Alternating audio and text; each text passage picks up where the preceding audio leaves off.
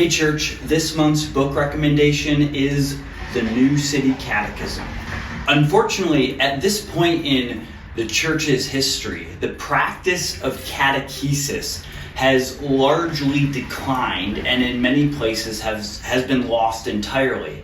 As modern evangelicals, our conception and practice of discipleship consists in things like Bible studies, small group, prayer, evangelism, fellowship, etc.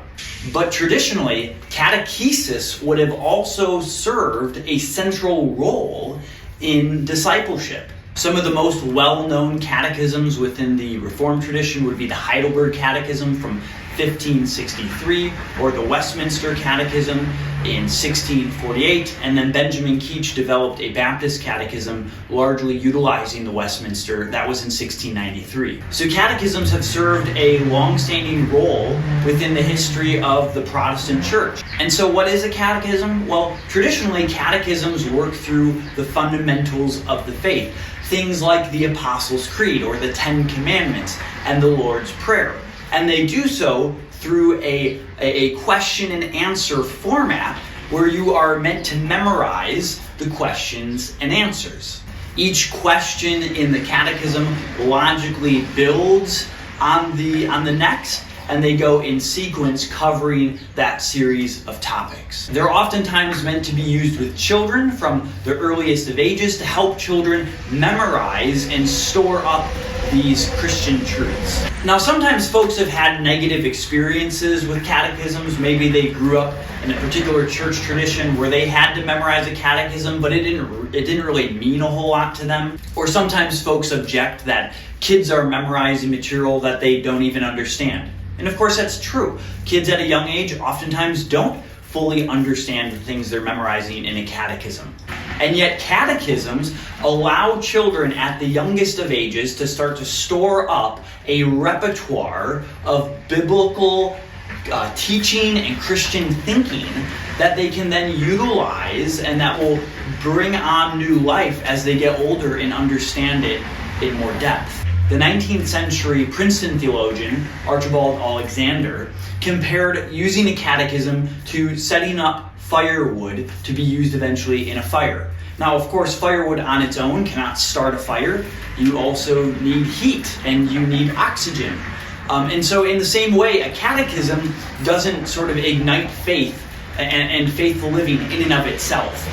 And yet what it's doing is, as we memorize it and as we teach it to our children, it's laying the groundwork, it's laying the fuel that then we pray the Spirit at some later point in a child's life ignites, and they're able to use this information that they already have stored. Children are like sponges, and we want them to be storing good information even at a young age, to be learning these truths of the Christian faith.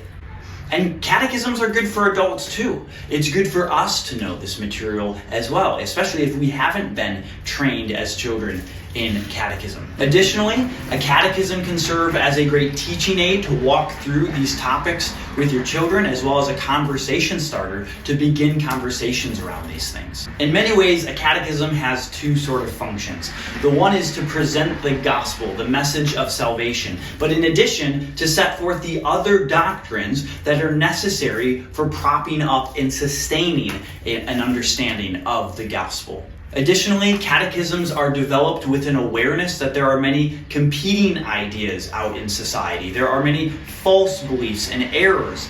And so catechisms help us stay on the truth and avoid falling into error. And so, as I said before, Christians have been developing catechisms for centuries. The New City Catechism is a modern, a more recently developed catechism. It has 52 questions and answers, and so that works really conveniently for doing one question every week of the year. In addition, the New City Catechism has a free app that you can download for your phone or your tablet, and this app is going to have a commentary for each of the questions, as well as a verse and a recommended prayer. They've also developed a song for a children's song for every single question. And so these songs are a really great way to help your kids memorize the questions through use of song. And then of course, if you like a hard copy, you can also buy a hard copy of it as well. And then of course at Crossway Milwaukee, we're using the New City Catechism with our children. And so if you have kids in our children's ministry,